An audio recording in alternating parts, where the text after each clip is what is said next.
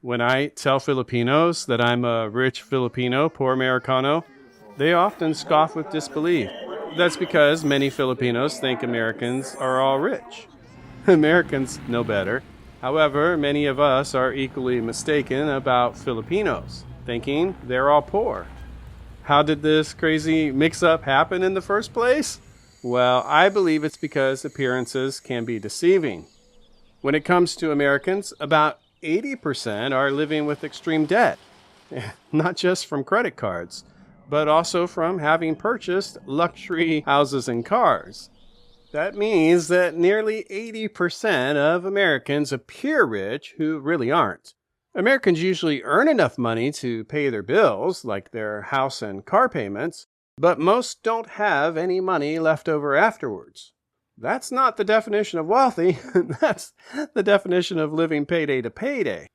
Over 60% of Americans live exactly like that, with no extra money to put into savings or build their wealth. I know precisely what that's all about because that's how I was living before I moved to the Philippines. Now, as for how Filipinos appear poorer than they really are, well, that's a bit more complicated. One reason is because in many areas, Filipinos can build and live in whatever kind of structure they want. Because of that, there's no need to invest a large amount of money into building an expensive house. Also, no one around here shames anyone for what kind of house they live in. This is, after all, a very laid-back tropical country, and we enjoy an indoor and outdoor lifestyle. So there's no need for thick walls or insulation, not even glass windows. Imagine being able to build the most inexpensive and simple house to live in, with absolutely no restrictions. That's what's possible here. In fact, traditional native homes made of bamboo are still being built and lived in here. The cost to build a small nipa hut starts at just $200. So while some Filipinos can and do build expensive houses, many don't. Building or buying an expensive house doesn't really have the same mass appeal here that it does in the U.S. Another reason Filipinos may appear poorer than they are is because many Filipinos are very frugal. In fact, more frugal than Warren Buffett, the multi-billionaire American investor who, despite having a net worth of over $135 billion, still lives in the same traditional home and all-American neighborhood he's lived in since 1958. Like Buffett, Filipinos are very traditional, easygoing, and down-to-earth. Have you ever heard of the parable about the rich American banker advising the poor fisherman on how to become wealthy?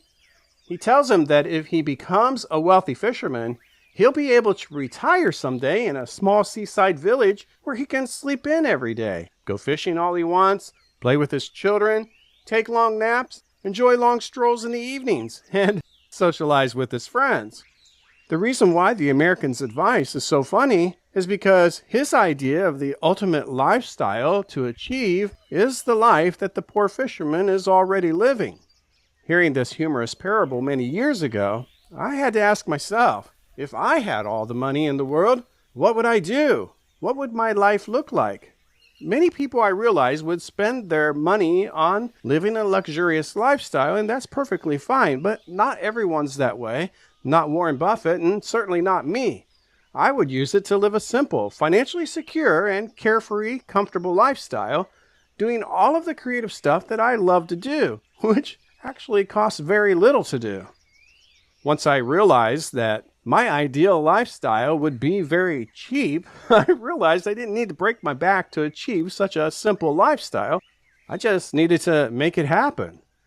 And that's the life I'm living here in the Philippines. Statistically speaking, only about 22% of Filipinos are actually poor. And as for Americans, only about 20% are actually rich. As for which of our countries has the most poor people, that would be the United States, with over 38 million Americans living in poverty. That happens to be more than double the number of Filipinos living in poverty. Let me read you two different job offers, and you tell me which one is the better job offer. The first one, living and working in the Philippines as a Starbucks manager, earning $1,000 a month with a basic cost of living of $500 a month. Here's the second job offer. Living and working in the United States as a Starbucks manager, earning $5,000 a month with a basic cost of living of $5,000 a month. Okay, which of those two job offers is the better one? If you're thinking that the one in the Philippines might be the better one, I would happen to totally agree. And why? Well, first of all, it pays $500 a month over the basic cost of living, giving the employee an additional $500 a month to save, spend, or invest. Whereas the U.S. job, despite earning 5 times more money, would take every penny earned just to survive, because the basic cost of living matches the $5,000 a month salary. Furthermore, because the basic cost of living is so much cheaper here in the Philippines, an additional $500 a month will go a lot further here in the Philippines than it ever would in the U.S. The average basic cost of living here in the Philippines for a single individual is in fact right around $500 a month. That's roughly 75% lower than it is in the U.S. That being the case, millions of Filipinos and foreigners alike are not only living, working, and retiring here on less money, but are also more easily able to afford a better quality of life. That's because how much you earn is not nearly as important as how much you earn above the amount it costs you to survive, also known as your basic cost of living. Now, before you ditch your dead-end job there, grab a bicycle taxi to the airport, and hop on the next overnight flight to Manila, there's a bit more you need to know first. Like, while millions of foreigners have succeeded in lowering their cost of living by moving here to the Philippines, many have not. That's because achieving a low cost of living isn't a guarantee, it's a process. So if your goal is to live here inexpensively, you still need to do certain things to lower your cost of living and not do other things which are guaranteed to increase your cost of living.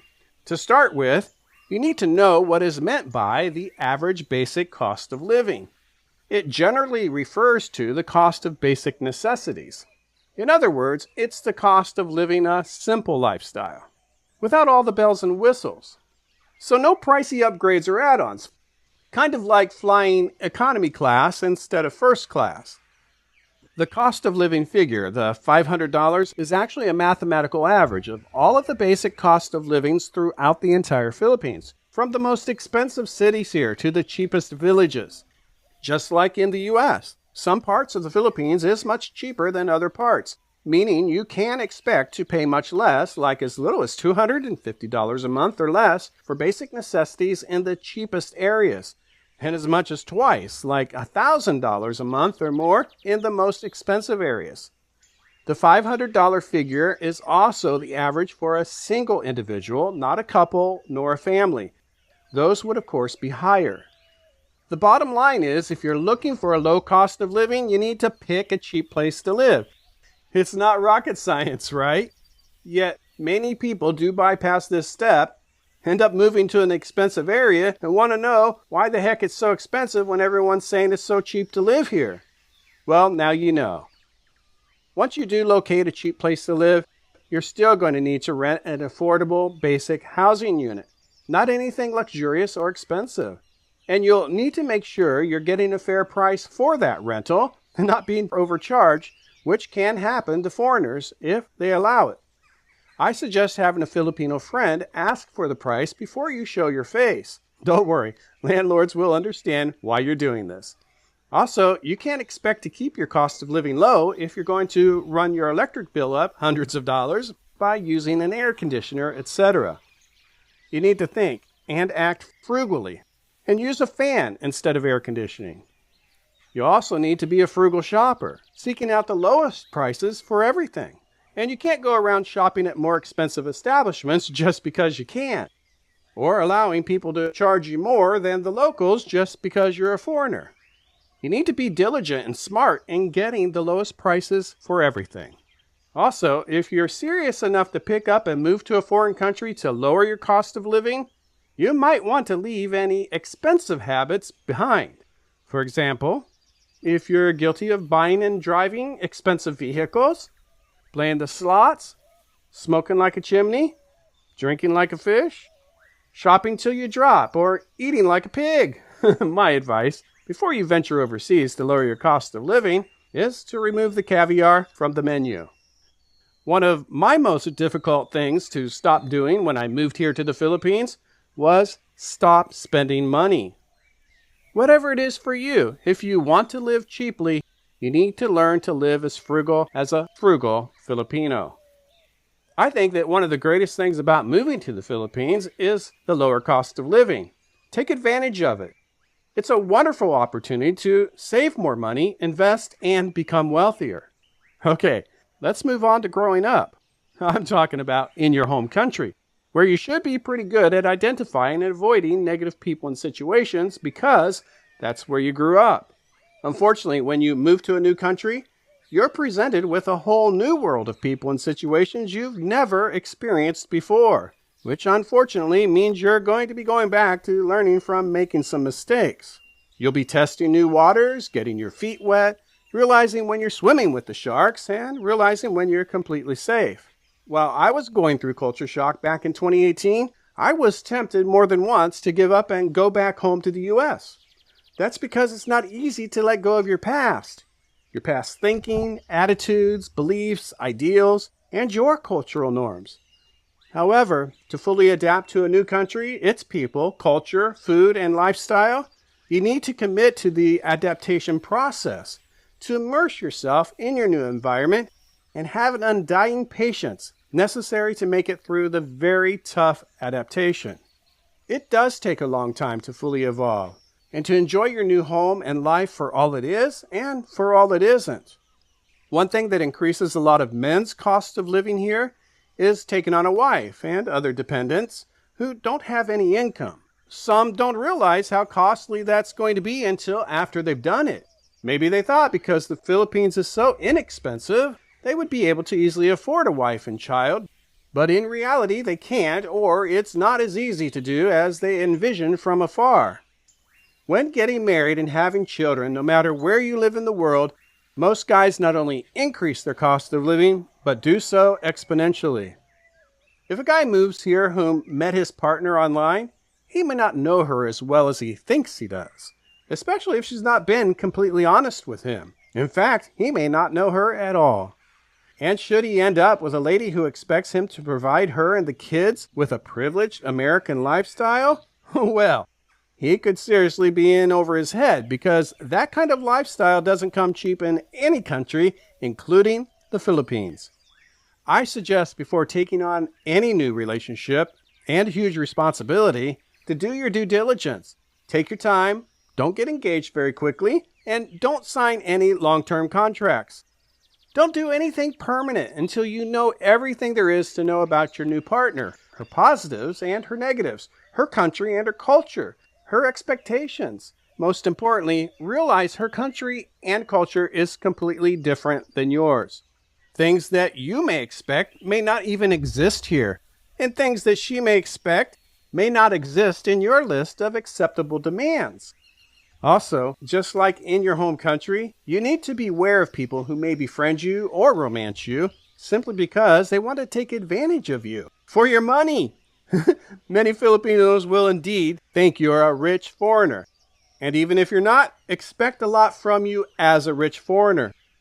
Some will actually come right out and ask you for money, having absolutely no shame in doing so, because they think you have oodles of cash. And of course, because they watch those YouTube channels with all the foreigners handing out their money like candy. So don't blame them.